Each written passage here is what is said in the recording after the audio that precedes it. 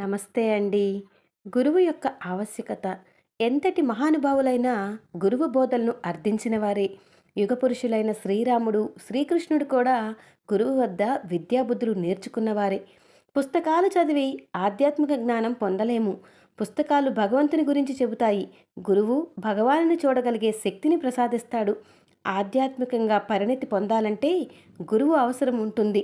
గురువు మార్గదర్శకుని వలె సహాయం చేస్తాడు. మనం చేరవలసిన గమ్యాన్ని చేరుస్తాడు.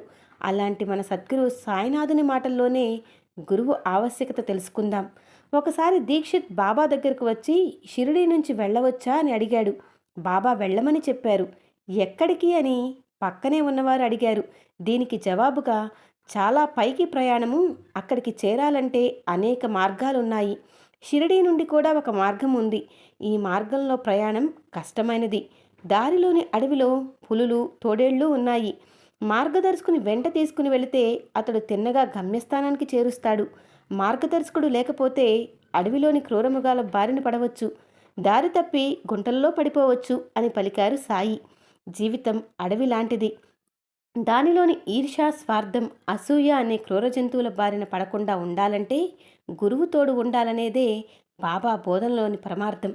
మనం కూడా సద్గురు శ్రీ షిరిడీ సాయి చరణాలకు నమస్కరించి మన జీవితాన్ని సక్రమమైన మార్గంలో నడిపించమని సదా ప్రార్థిద్దాం.